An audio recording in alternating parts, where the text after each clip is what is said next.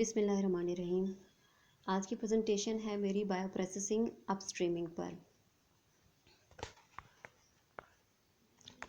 Start करते हैं कि बायोप्रोसेसिंग है क्या। Bioprocessing is a specific process that uses complete living cell or their components like bacteria, enzymes, chloroplasts to obtain their desired product।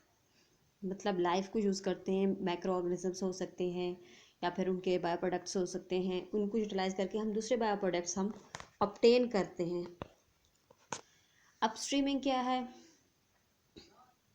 In the biotechnology sector the term upstream processing comprises all measures for the preparation of fermentation. The process includes the proper storage of microorganisms, cell isolation and cultivation, the cultivation of the cells until the final harvest, as well as the cleaning and sterilization of the fermenter. तो ये तमाम processes हमारे अपस्ट्रीमिंग के अंदर include होते हैं। अगर हम फर्मेंटेशन की बात करें तो इसको हम दो कैटेगरीज में डिवाइड करें, अपस्ट्रीमिंग और डाउन स्ट्रीमिंग के अंदर। तो अपस्ट्रीमिंग के अंदर कौन कौन सी चीज़ें इंक्लूड हो रही हैं? इसमें हमारा वो हो रहे स्टोरेज है, मैक्रो ऑर्गेनिजम्स हैं, सेल आइसोलेशन है, कल्टीवेशन है, द कल्टीवेशन ऑफ सेल्स है until the final harvest, as well as cleaning and sterilisation of the fermenter. तो ये सारे स्टेप्स जो है ना अपस्ट्रीमिंग के अंदर इंक्लूड होते हैं।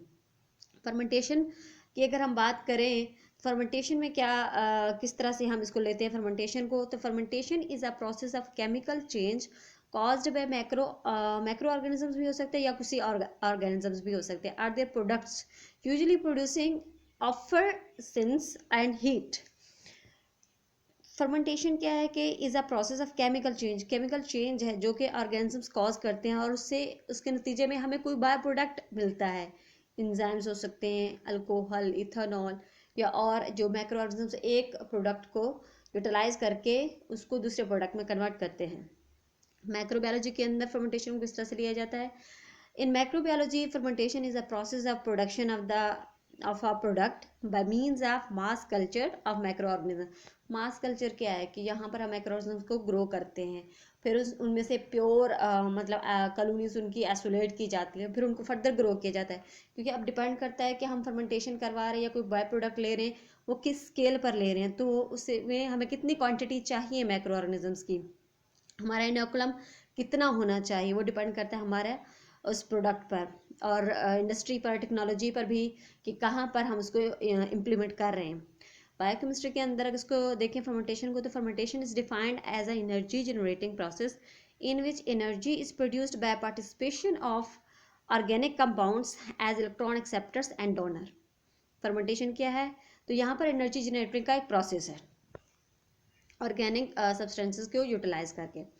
Fermentation refers to a metabolic process in which organic compound, particularly CHO group, are broken down to release energy without the involvement of terminal electron receptor as oxygen। तो फर्मेंटेशन क्या है? एक मेटाबॉलिक चेंज है, metabolism है, ठीक है। Process in which organic compounds particularly CHO group ये break down होते हैं और ATPs हमें एनर्जी की सूरत में मिलते हैं। Partial oxidation of substrate occurs and a small amount of ATP energy is released। Partial oxidation होती है और एक स्मॉल अमाउंट हमें ATP की सूरत में एनर्जी का मिलता है, रिलीज होता है। Partial oxidation of CHO gives rise to a variety of organic compound, इसमें डिफरेंट कंपाउंड्स जो है ना बन सकते हैं। The compounds produced by micro organisms vary from organisms to organism. जिस तरह से इक्वल का बाई प्रोडक्ट वो कोई और जो मेटाबॉलिक पाथवे यूटिलाइज करके कुछ और प्रोड्यूस करेगा, सल्मोनेला का और होगा। जिस तरह से इक्वल के अंदर हम बायोटेक्नोलॉजी में इंसुलिन की प्रोडक्शन आजकल करवाई जा रही है, इसी तरह से वो वेरी करेगा। Macroorganisms to macroorganisms are produced via different metabolic pathway. Industrial fermentation की अगर हम बात करें तो industrial fermentation uses macro organisms typically grown on a large scale. Industrial में जब हम फर्मेंटेशन की बात करते हैं तो लार्ज स्केल की बात करेंगे। To produce valuable commercial products or to carry out important chemical transformation. In industrial fermentation process macro organisms uses oxygen and metabolise CHO completely. Oxygen को मतलब एरोबिक फर्मेंटेशन की बात हो रही, ऑक्सीजन को यूटिलाइज करेंगे। ऑक्सीजन एक इम्पोर्टेंट पार्ट होगा उसके अंदर। CHO को यूजली यूटिलाइज करके मेटाबोलाइज करके उसके लिए उससे उसके बाद एक दूसरा बाई प्रोडक्ट बनाएंगे उसके ज़रिए से। फर्मेंटेशन किस तरह की होती है? 2 तरह की, aerobic and anaerobic. Aerobic fermentation, adequate aeration ये है कि मुनासिब तौर पर वो अगर लिक्विड फॉर्म में है या कुछ दूसरे फॉर्म में, जिस भी फॉर्म में एरेशन हो रही है, एरेशन मतलब एडिशन ऑफ ऑक्सीजन है, ठीक है, मुनासिब ऑक्सीजन की एडिशन है। Bio reactor adequate supply of sterile air, bio reactor के अंदर भी मतलब एयर की एक प्रॉपर जो रेंज है उसके लिए जो रिक्वायर्ड है वो पहुंचाई जाती है। In addition this fermenters may have a mechanism for stirring and mixing of the medium and cells, और उसमें मीडियम और मिक्सिंग को मिक्स करने के लिए, स्टायर करने के लिए वो भी पूरा प्रोसीजर, उसके अंदर एक मैकेनिज्म जो डिज़ाइन वो होती है मशीन, वो इस तरह से डिज़ाइन की जाती है कि वहाँ पर पूरा प्रोसेस होता है। उसमें हो सकता है हम एडिशनल एंटीबायोटिक्स भी डाल रहे हैं क्योंकि हमें कोई प्योर कल्चर चाहिए, इंजाइम्स भी ऐड कर रहे हैं, हो सकता है किसी मैक्रोनिज्म की रिक्वायरमेंट हो, विटामिन भी। Anaerobic fermentation, in anaerobic fermentation provision for aeration is usually not needed, यहाँ पर ऑक्सीजन की ज़रूरत नहीं होती। Lactic acid, ethanol, wine are the products of anaerobic fermentation. अब लैक्टिक एसिड है, इथेनॉल, वाइन, ये जो है एनारोबिक की कैटेगरी में आते हैं और उसको एनारोबिक प्रोडक्शन के जरिए प्रोड्यूस करवाया जाता है। सम इम्पोर्टेंट फर्मेंटेशन प्रोडक्ट्स कुछ की बात करें तो यहाँ पर हमने एक टेबल दी है, प्रोडक्ट्स, ऑर्गेनिजम्स और यूज़। अगर प्रोडक्शन करवा रही हैं इथेनॉल की तो उसमें माइक्रो ऑर्गेनिज्म को ज़्यादातर जो इंडस्ट्री में यूज़ किया जाता है, सैक्रोमेसिस सर्वेशी, ये यीस्ट की स्पीशी है, यीस्ट है। और इंडस्ट्रियल यूज़ में इसमें आएगा इंडस्ट्री सॉल्वेंट एंड बिवरेजेस, इनके लिए हम इसको इस्तेमाल करते हैं। ग्लासरोल प्रोडक्ट अगर हम हासिल कर रहे हैं तो सैक्रोमेसिस सर्वेशी है, again yeast. Production the explosive, lactic acid, Lactobacillus bulgaricus bacteria, food and pharmaceutical में इसको यूटिलाइज किया जाता है। Acetone and butanol, Clostridium butylicum solvents की प्रोडक्शन में इसको मतलब यूज़ किया जाता है। Amylase, Bacillus subtilis, starch hydrolysis के लिए। फर्मेंटेशन टेक्निक की अगर बात करें तो techniques for large scale fermentation focuses on providing optimum environment for the microbial synthesis of the desired product and should be economically feasible on a large scale.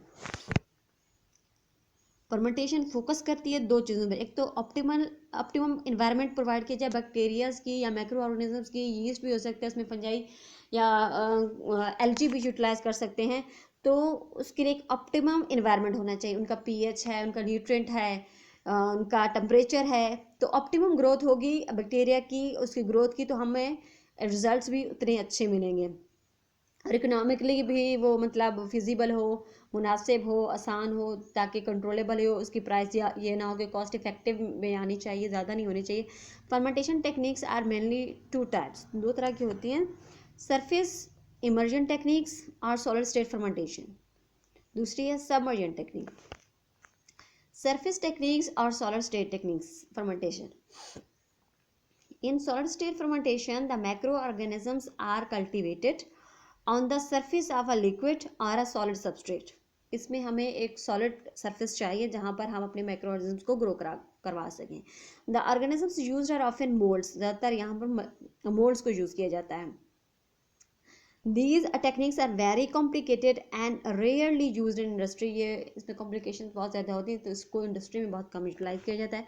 सबमर्जन technique, in the submersion process the microorganisms grow in a liquid medium, इसमें liquid में grow किया जाता है। Fermentation medium is held in a fermenter and start to obtain a homogeneous distribution of the cells and medium, मतलब मुनासिब तौर पर बराबर यकसा तौर पर सेल्स को और जो उनके अंदर न्यूट्रिएंट और मीडियम है उसको जो है ना मिक्स किया जाता है। मोस्ट प्रोसेस आर एरोबिक होते हैं and for these the medium must be vigorously aerated, और उसको बार बार उस मीडियम को एरेटेड किया जाता है, उसमें ऑक्सीजन ऐड किया जाता है। All important industrial processes are carried out by submersion process.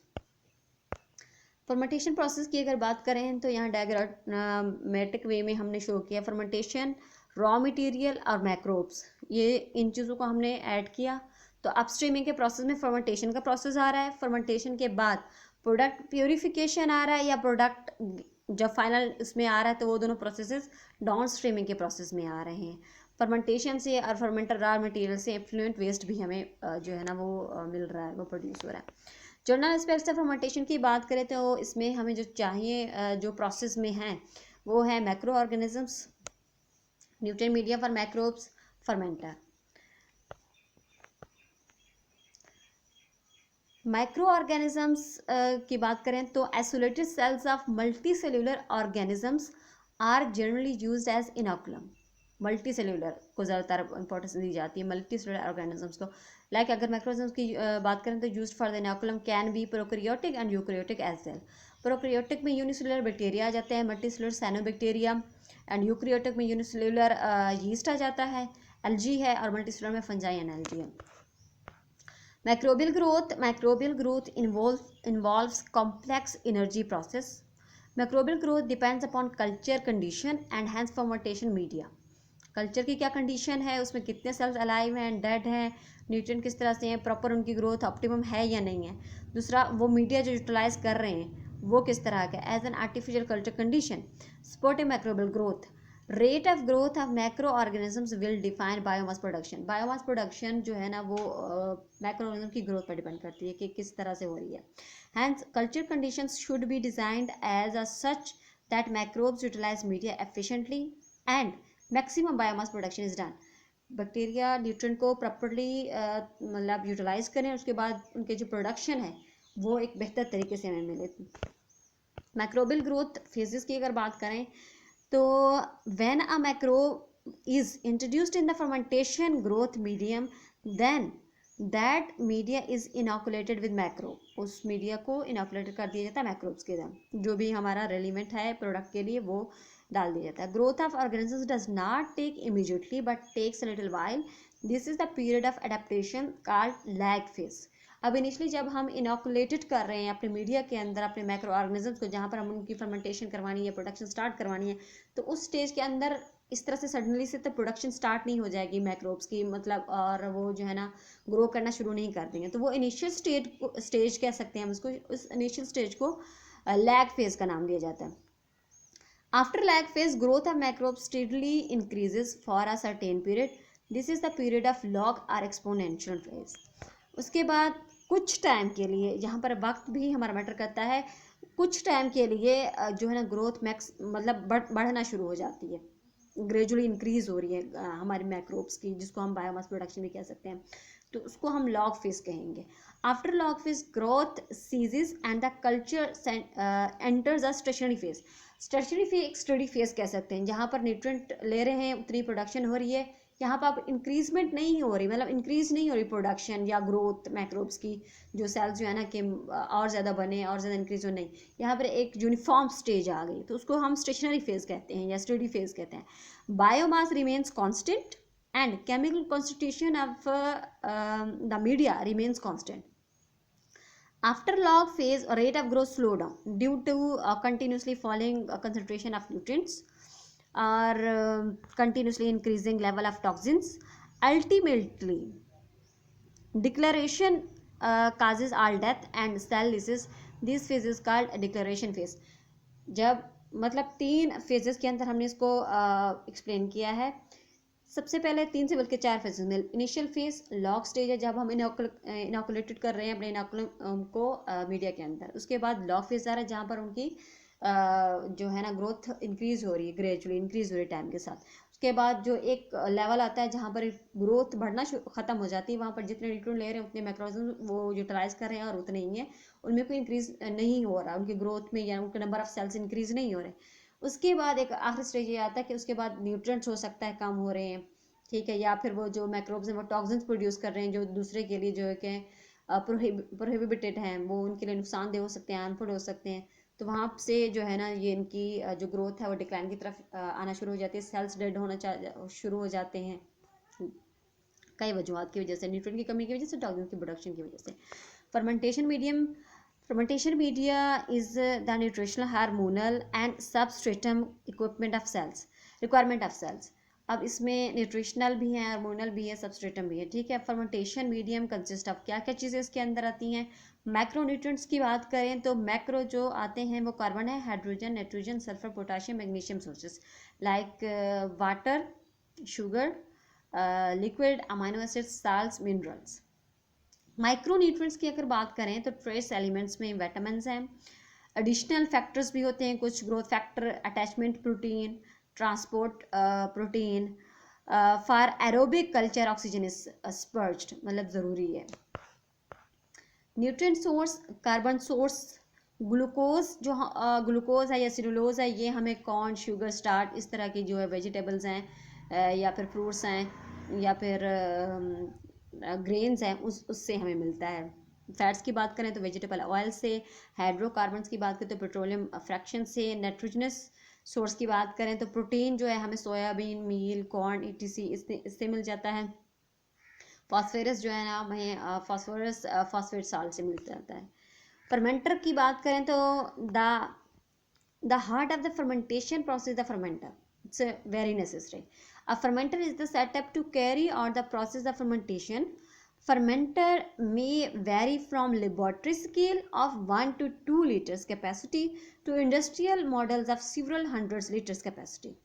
बहुत जो हमारा की पॉइंट है या चीज़ है इस फर्मेंटेशन के प्रोसेस के अंदर, वो फर्मेंटर प्ले करता है। फर्मेंटर जो है ना वो डिफरेंट डिज़ाइन के भी हो सकते हैं, डिफरेंट स्केल्स के भी हो सकते हैं, वो डिपेंड करता है हमारे प्रोडक्ट की प्रोडक्शन पर कि हम किस लेवल पर इस्तेमाल करें और हमें प्रोडक्ट की क्वांटिटी क्या है।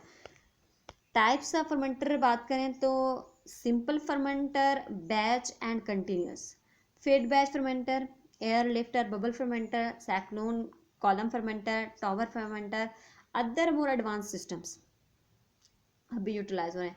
The size is few litres for laboratory use or may be more than 500 metre cube for industry application. अब इंडस्ट्री अगर लेबोरेटरी के अंदर यूज़ कर रहे हैं तो वो फ्यू लीटर्स हो सकता है, या किसी रिसर्च में हम कर रहे हैं तो वो फ्यू लीटर्स हो सकता है अगर हमें स्मॉल क्वांटिटी में चाहिए। अगर हम इंडस्ट्री में कर रहे हैं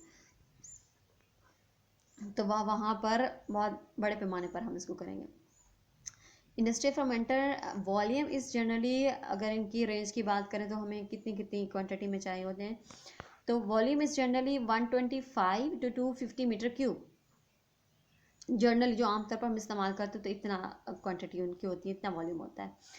condition in the fermenter are carefully monitor to regulate cells growth, उसको प्रॉपर तौर पर मोनिटर किया जाता है कि हमारे जो सेल्स हैं की प्रोडक्शन किस तरह से हो रही है, उनकी ग्रोथ किस तरह से हो रही है। Fermenter and all pipe work must be sterile before fermentation begins. Fermentation start करने से पहले हमारा पूरा इक्विपमेंट, हमारा पूरा जो वो मशीन है, डिज़ाइन फर्मेंटर है या बायोरिएक्टर है, वो पूरा स्टेराइल होना चाहिए ताकि हमें कोई कंटामिनेशन ना मिले। This is usually achieved by flushing the whole system with superheated steam before the production begins. और स्टरलाइजेशन के लिए एक बहुत जो है ना स्टीम वो पूरे प्रोसेस के अंदर गुजारी जाती है ताकि वो मुकम्मल तौर पर स्टेराइल हो जाए। इंडस्ट्रियल फर्मेंटर की बात करें तो process if frequently aerobic, so fermenter has to be well aerated. अगर हम एरोबिक फर्मेंटेशन कर रहे हैं तो फर्मेंटर जो है ना हमारा एरेटेड होना चाहिए। The aeration will be sufficient to mix many cultures, और वो बहुत सारे कल्चर्स को मिक्स करने के लिए मुनासिब होनी चाहिए। If the culture is thick और stick, additional stirring is required by a motor driven paddle called an impeller. एक मोटर जो कि चाहिए होती है, अगर वो बहुत ज़्यादा थिक है हमारा मीडिया या वो फर्मेंटेशन का जो भी रिक्वायरमेंट है उसके अंदर, तो उसको चलाने के लिए इम्पेलर एक जो है पैडल वो मशीन के अंदर होता है। Industrial fermenter, while initially the culture may need warming to start the process, once it has started a cooling system in vital. Initially अगर हमें मतलब टेम्परेचर ज़्यादा देना है या अपने टेम्परेचर देना है ग्रोथ के लिए, तो इसी तरह से अगर हमें प्रोडक्ट के दौरान एक स्टेज पर कूलिंग सिस्टम का भी उसके अंदर होता है, वो कूलिंग वायल्स भी हो सकती हैं और वाटर के ज़रिए से भी कूल करने का सिस्टम होता है। ये फर्मेंटर के डिज़ाइन पर डिपेंड करता है। Cooling is achieved by either a water jacket or a cooling coil inside the fermenter. Head space volume. A bioreactor is divided in working volume and a head space volume. The working volume is the fraction of total volume taken up by the medium, microbes and gas bubble. अगर working volume की बात करें तो उसमें क्या क्या चीज़ें include हो जाएंगी, मीडियम है, माइक्रोब्स हैं एंड गैस बबल्स हैं। The remaining volume is called the head space. Typically, the working volume will be 70 to 80% of the total fermented volume. Total fermenter volume में से 70 to 80% जो है वो वर्किंग वॉल्यूम का area होगा. The value will, however, depends on the rate of foam formation during the reactor. If the medium or the fermentation has a tendency to foam, then a large headspace and a smaller working volume will need to be used. Fermenter size for various industrial process. Size of fermenter litres में और products, अगर 1 to 20,000 litres का fermenter use किया जा रहा है, उसमें इतनी कैपेसिटी है कि वो रन करें, तो वो प्रोडक्ट्स कहाँ पर यूटिलाइज होते हैं? डायग्नोस्टिक एंजाइम्स हैं, ठीक है, substances for molecular biology. 40 to 80,000 some enzymes and antibody production. 100 to 1,50,000 का लीटर का उसका वॉल्यूम है, तो पेंसिलिन है उसकी प्रोडक्शन के लिए, aminoglycoside, antibiotics, proteases, amylases, steroid transformation, amino acids, wine, beer etcetera. 2 lakh to 5 lakh litres amino acids, glutamic acid, wine बार इसकी प्रोडक्शन के लिए इस्तेमाल किया जाता है. Design of industrial fermentation process. Fermentation process requires the following. ये चीज़ें हमें रिक्वायर होती हैं फर्मेंटेशन के प्रोसेस के अंदर. A pure culture of chosen organisms in sufficient quantity and correct physiological state. मतलब एक प्रॉपर स्टेज में होने चाहिए, डेड सेल्स नहीं होने चाहिए, या कोई उनके अंदर कोई टॉक्सिन की प्रोडक्शन नहीं होना चाहिए. और अगर हमें एक चीज़ की जैसे चीज़ या योगर्ट की प्रोडक्शन चाहिए, तो जिसके लिए हमें एक ख़ास स्पीशी चाहिए, कंटामिनेटेड ना हो. Sterilised medium for growth of organisms. Sterilised medium हो माइक्रो ऑर्गेनिज्म की ग्रोथ के लिए. A seed fermenter, a mini model of production fermenter to develop an inoculum to initiate the process in main fermenter. एक seed fermenter होता है उस main fermenter के अंदर. A production fermenter of large scale equipment जो चाहिए होते हैं वो drawing culture media in steady state. Cell separation, collection of the cell free supernatant. Types of fermentation: batch type fermentation, fat batch fermentation, continuous fermentation, solid state fermentation. Batch fermentation. Batch fermentation is discontinuous process and the fermentation has to be cleaned after each process and a fresh batch start. अब batch fermentation जो है ना discontinuous process के अंदर आता है. Discontinuous process मतलब mean अगर हम एक बैच स्टार्ट कर रहे हैं तो उस बैच के बाद जब हमने अपनी प्रोडक्ट ले ली, मतलब यहाँ पर हम जो हमारा जो मटेरियल है, रॉ मटेरियल जो भी है, वो मे भी मैक्रोब्स तो आइसोलेट दोबारा कर लिए जाते हों, लेकिन जो हम बैच स्टार्ट कर रहे हैं उसमें जो भी हमारा रिक्वायरमेंट है वो एक मरतबा स्टार्ट करने के बाद हमारा प्रोडक्ट में कम्प्लीटली कन्वर्ट हो जाएगा. तो दूसरा बैच हम उससे स्टार्ट नहीं कर सकते. दूसरा बैच स्टार्ट करने के लिए हमें दोबारा शुरू से ही तमाम रिक्वायरमेंट स्टार्ट करनी होगी. उस फर्मेंटर को जो है ना दोबारा से सेट करना होगा और उसको प्रोसेस करके क्लीन करके दोबारा हम फर्मेंटेशन का बैच स्टार्ट करेंगे. तो इसको डिसकंटिन्यूस में कहते हैं कि एक बैच हमने कर लिया तो दूसरा बैच अलग से स्टार्ट करेंगे हम. It includes the following 5 steps: medium added, fermenter sterilised, inoculum added, fermentation completion, culture harvested. Medium है, फर्मेंटर स्टेराइज्ड होना चाहिए, इनोकुलम ऐड करते हैं, फर्मेंटेशन कंप्लीट होती है और हमारा जो है ना कल्चर हार्वेस्टेड हो जाता है. Characteristics of batch fermentation: after the onset of stationary phase, culture is disbanded for the recovery of biomass and then a further new batch is set up. तो हम इसमें कल्चर को, जो बात मैंने पहले कही कि हम दोबारा ले सकते हैं यहाँ से, लेकिन दूसरी चीज़ें जो है ना दोबारा से स्टार्ट करनी पड़ती हैं. मतलब जब हम ये स्टार्ट करते हैं फर्मेंटेशन का प्रोसेस बैच फर्मेंटर के अंदर, तो जो हमने कल्चर यूटिलाइज किया है अब वो लॉग फेज भी गुजार चुका है, लॉग फेज भी हो चुका है, इंक्रीजमेंट जो हो रही है. जब वो स्टेशनरी फेज के अंदर आया तो वहाँ से हम अपने मैक्रोऑर्गेनिज्म को दोबारा वहाँ से आइसोलेट कर लेते हैं, डिसबैंड कर देते दोबारा का बैच स्टार्ट करने के लिए. सिंपलेस्ट फर्मेंटेशन ऑपरेशन, इसकी एक ये खुसूसियत भी है, all nutrients are added before inoculation. Inoculation से पहले ये तमाम न्यूट्रिएंट्स डाल दिए जाते हैं जो कि मीडिया के अंदर होते हैं. Maximum level of carbon intrusion levels are limited by the inhibition of cell growth. Biomass production limited by carbon intrusion load and production of toxic waste substances. Continuous fermentation, continuous process where media is added continuously to the fermenter to the fixed rate. जिस तरह से continuous की बात की और discontinuous की बात की। कंटिन्यूस फर्मेंटेशन की बात करें तो अपने नाम से ज़ाहिर है ये मुसलसल चलता रहता है। Continuous process where media is added continuously to the fermenter at the fix rate. Fix rate के अंदर हम यहाँ मीडिया जो है फर्मेंटर के अंदर ऐड करते रहते हैं। Organisms are maintain at the log stage by recovering product continuously. अब यहाँ पर हम अपने ऑर्गेनिजम्स को किस में वो कर रहे हैं, मेंटेन करें लॉग स्टेज के अंदर, ठीक है। तो लॉग के अंदर ये मेंटेन रहते हैं, hence maintaining a particular density for the media. Fermentation in this type are called flow through fermentation. इसको फ्लो थ्रू फर्मेंटेशन भी कहा जाता है। इसमें कंटिन्यूस प्रोसेस होता रहता है, एक तरफ से न्यूट्रिएंट्स ऐड किए जा रहे हैं, मैक्रोब्स कल्चर को मेंटेन किया जा रहा है, वो हमें एक्स्ट्रा ऐड नहीं करना पड़ रहा, सिर्फ न्यूट्रिएंट ऐड हो रहे हैं फिक्स रेट पर, और प्रोडक्ट को कंटिन्यूसली गेन किया जा रहा है। Continuous fermentation, the culture medium is designed as such that the growth is limited by availability of one or more components of the medium. The culture medium is designed as, culture medium को इस तरह से design किया जाता है that growth is limited by availability of one or more components of the medium, कि उसमें जो रिक्वायरमेंट की अवेलेबिलिटी है वो लिमिटेड रहे या फिर उसकी जो ज़रूरत है वो उनकी पूरी होती रहे।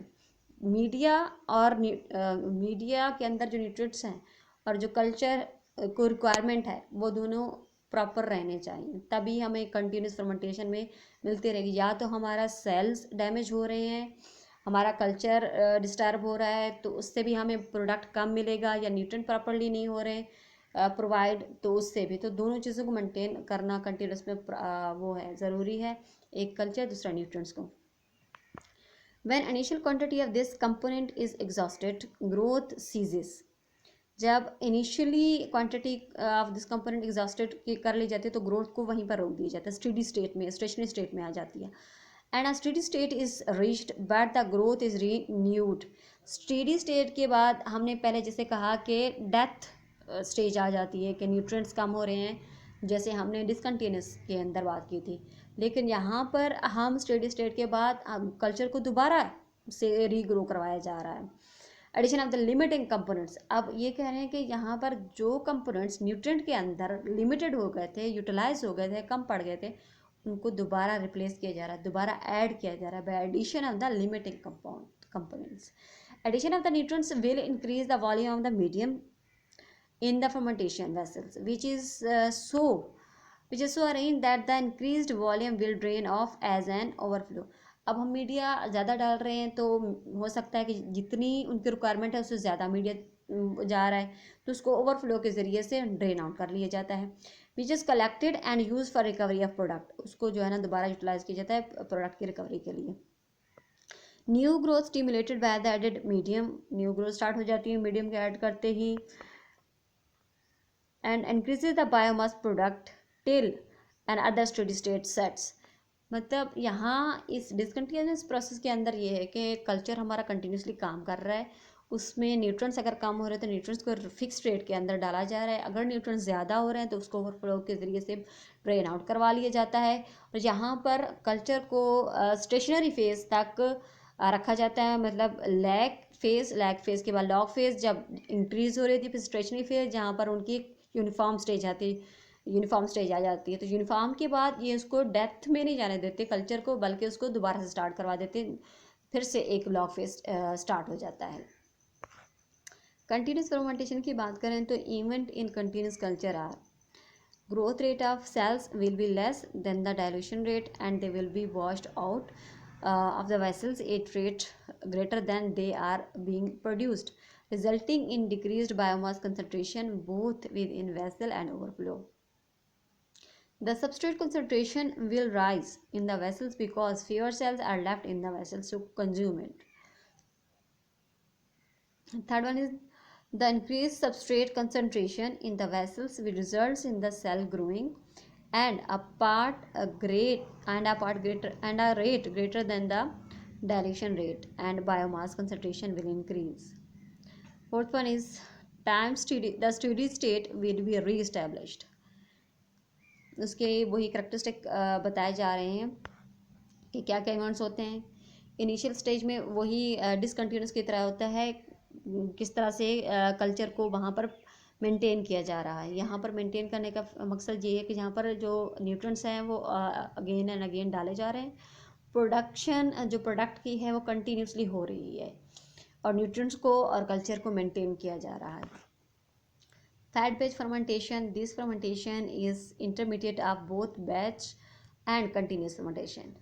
बैच और कंटिन्यूस फर्मेंटेशन के अंदर का जो बीच का एक आता है वो फैट बेस्ड फर्मेंटेशन कहलाता है। अब जो बैच फर्मेंटेशन आ रहा है वो डिसकंटिन्यूस के उसका दूसरा नाम डिसकंटिन्यूस भी रख सकते हैं, डिसकंटिन्यूस के अंदर आ रहा है। If fat-based system, a fresh aliquot of medium is continuously or periodically added without removal of the culture fluid, the fermenter is designed to accommodate the increasing volume. The system is always a quasi-steady state. Initially, medium concentration is very low in media. Initially जो medium की concentration होती है जो nutrients की वो low होती है, but sterile nutrients are added in increment and products are harvested only once at the end of fermentation. और यहाँ पर एक मरतबा ही वो लिया जाता है, लेकिन न्यूट्रिएंट्स हम बार बार ऐड कर रहे हैं। Solid state fermentation, solid state fermentation consist of fermentation medium that is saturated with water but with little free flowing water.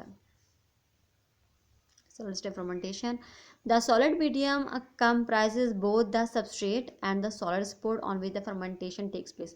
Solid state नाम से ही ज़ाहिर है इसमें हमें एक सॉलिड चीज़ की ज़रूरत होती है, मतलब कोई भी मीडियम की जहाँ पर हम अपनी ग्रोथ या फर्मेंटेशन स्टार्ट करवा सकें। The solid substrate used is generally composed of vegetable by product such as beet, pulp, wheat, bran और other kinds of vegetable product, जिसमें हम वेजिटेबल प्रोडक्ट्स को या वेजिटेबल प्रोडक्ट्स को यूटिलाइज करके सॉलिड स्टेट फर्मेंटेशन स्टार्ट करवाते हैं। The moisture content of solid substrate ranges between 12 to 80%. The water content of a typical solid state fermentation is more than 95%. Solid state fermentations are usually used for the fermentation of cultural products or foods such as rice, wheat, barley, corn and soybean. Solid state fermentation की एक common example मैं देना चाहती हूँ जो हम शायद हमारे गांव में या फिर हमारे एरिया में यूटिलाइज होती है, जिसके ज़रिए से आप इसको और ज़्यादा बेहतर तरीके से अगर वो समझ सकें। तो जो मुझे समझ में आ रहा है, यहाँ पर मुल्तान में या हमारे एरिया में सोन हलवा उसकी जो तैयारी होती है उसका एक मोस्ट इम्पोर्टेंट इंग्रेडिएंट होता है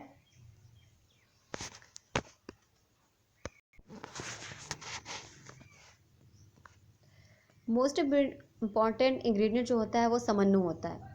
अब समन्नू को किस तरह से हम वो बनाते हैं उसका प्रोसेस सॉलिड स्टेट फर्मेंटेशन पर ही बेस्ड है। समन्नू में जो गंदम है वो यूटिलाइज़ की जाती है। अब एक बड़ा सा कोई थाल परा जो कोई बड़ा सा कंटेनर ले लिया, उसके अंदर उस गंदम को भिगो कर रख दिया जाता है। मतलब जितनी गंदम है उसके ऊपर के लेवल तक जो हो सकता है थोड़ा सा पानी और ज़्यादा डाल दिया जाए, स्टेराइल कंडीशन साफ़ करके, ठीक है, उसके ऊपर गंदम वो जो है ना साफ़ करके डाल दिए और उसमें पानी डाल दिया, सोक कर दिया उनको, ठीक है।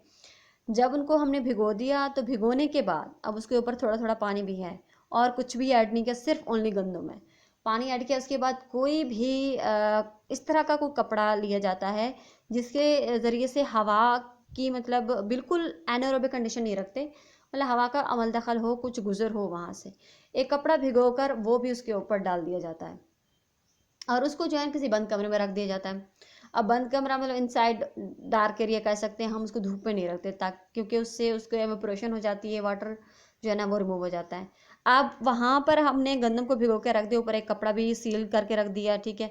अब उस कपड़े के ज़रिए से कंटिन्यूसली उस गंदम में पानी डाला जाता है वक्फे वक्फे से, सम लाइक 2 घंटे के बाद, 4 घंटे के बाद, 5 घंटे के बाद, इस तरह से ये प्रोसेस होता रहता है। जब पानी डालते हैं तो ज़ाहिर सी बात है वहाँ पर यीस्ट ग्रो करना शुरू हो जाती है। जहाँ पर भी हम कहते हैं व्हीट प्रोडक्ट हो या जैसे बार्ले हो या फिर ये गंदम की रोटी हो, तो वहाँ पर अगर 2-3 रात वो मोस्ट रहे ना तो वहाँ जो है ना व्हीट की ये मोल्ड की प्रोडक्शन जो है ना स्टार्ट हो जाती है फंगस की। तो वहाँ पर व्हीट स्टार्ट हो जाती है तो वो उनको एक वाइट कलर का जो है ना फंगस जो है ना, अब स्पीशी मुझे तो करेक्टराइजेशन में नहीं आ रही कि आइडेंटिफिकेशन में अगर इस पर काम हुआ है तो वो ज़्यादा बता सकते हैं। वाइट कलर का फंगस यीस्ट वहाँ पर स्टार्ट हो जाती है। तो वो जैसे वो वीट लगना स्टार्ट कुछ दिनों के अंदर वो फिर भी वही सेम कंडीशन के अंदर है, उसके बाद और पानी डाल रहे, 2 दिन के बाद 3 दिन के बाद वो जिस कंडीशन में है वो कल्चर आया यीस्ट का, उसने वहाँ पर जो भी अपना काम करना था वो किया, एडिशन हुई, वहाँ पर गंदम ग्रो करना शुरू हो जाती है। अब हमने उसको कोई और मीडिया प्रोवाइड नहीं किया, सिर्फ पानी डाल रहे हैं, वो कल्चर आ गया और उसके बाद वो जो है ना गंदम ग्रो करना शुरू हो रही है। वहाँ से गंदम जो है ना मतलब उसकी जो जड़ें हैं निकलना ऊपर से वो शुरू तना बनना, या एक पौधा होता है ना गंदम का, वो बनना शुरू हो जाता है। अब जैसे ही वो गंदम का जैसे वो तना निकलता है बिल्कुल थोड़ा सा, तो फिर उसको जो है ना निकाल लिया जाता है उस कंटेनर के अंदर से, फिर एक चटाई भिजाई जाती है, उस पर ड्राई किया जाता है, ड्राई करने के बाद उसको ग्राइंड करके जो है ना सामान्यों के तौर पर यूटिलाइज़ किया जाता है सोन हलवा में। अगर वो इंग्रेडिएंट ना हो तो कोई मुल्तानी हलवा बन ही नहीं सकता, सोन हलवा नहीं बन सकता। तो ये एक सॉलिड स्टेट फर्मेंटेशन की एग्जांपल थी जो मैंने आपको आसान करके समझाई है। अब आगे बढ़ते हैं। तो solid state fermentation has existed for several centuries, it has been used in Asia and Japan. जिसी तरह से मैं बात कर रही थी कि सॉलिड स्टेट फर्मेंटेशन तो ये काफ़ी अरसे से यूटिलाइज हो रही है, जो गाँव में और बड़ी बड़ी इंडस्ट्रीज़ में भी यूज़ हो रही होगी। जैसी बात है, अगर हम सोन हलवा की प्रोडक्शन की बात करें, जो बड़ी दुकानें हैं जहाँ ऑल ओवर द पाकिस्तान या फिर इंटरनेशनली तौर पर भी इसकी इम्पोर्ट एक्सपोर्ट की जाती है, तो वहाँ पर बड़े पैमाने पर बन रहा होगा, और ये वही हमारी सॉलिड स्टेट फर्मेंटेशन ही वहाँ पर इम्प्लीमेंट हो रही है। Asia and Japan where it is referred as koji fermentation, वहाँ इन एरिया में कोजी फर्मेंटेशन के नाम भी दिया जाता है। This process consist of depositing a solid culture substrate such as rice और वीट बरान। अब हमारा जो सॉलिड कल्चर सबस्ट्रेट क्या है, जिस तरह से वीट आ गया, वीट होता है इसमें समन्नों की प्रोडक्शन में, on flat bed after seeding it with macroorganism. अब मैक्रोऑर्गेनिज्म यहाँ पर, अब हमारे जो लोग होते हैं वो अनएजुकेटेड होते हैं, उन्हें नहीं पता कि यहाँ पर मैक्रो ऑर्गेनिज्म की प्रोडक्शन हो रही है, वो फंगस है या बैक्टीरिया या कुछ और है। वो तो इनडायरेक्टली ये अपना प्रोसेस कर रहे होते हैं, लेकिन अगर हम उसकी डेप्थ तक जाते हैं तो हमें पता होता है कि भाई अगर माइक्रोबायोलॉजिस्ट है कि भाई वहाँ पर फंगस की प्रोडक्शन हो रही है, जो उसको जो है उसकी ग्रोथ में एक इम्पोर्टेंट फैक्टर की हैसियत रखता है। और flat bed after seeding it with macroorganisms the substrate. अब इंडस्ट्रियल बेस पे जहाँ पर नॉन है वहाँ पर मैक्रोऑर्गेनिज्म्स आइसोलेट करके स्पेसिफिक स्पीशी ऐड की जाती है। Phase of solid state fermentation की बात करें तो solid phase the substrate for growing microbes like beet pulp, sawdust, heat burn, etc. Solid phases are of two types: natural solid materials, inert solid sport. Liquid phase consists of nutrient media for the growth of microbes, mainly unicellular bacteria or yeast. Inoculation is done as 1 to 20% weight by weight bacteria or fungal suspension seated in the liquid media. Flow chart है solid state fermentation का। Production of fermentation process aims at one of the following: production of cells, biomass, इसके लिए हो सकता है extraction of metabolic products such as amino acids and proteins, vitamins, or for human or animal consumption or industrial use such as fertilizers. Modification of compounds through elicitors or biotransformation, production of recombinant product. Summary ये है: in the biochemical sense, fermentation refers to a metabolic process in which organic compounds, particularly CHO, are broken down to release energy without the involvement of a terminal electron acceptor as oxygen.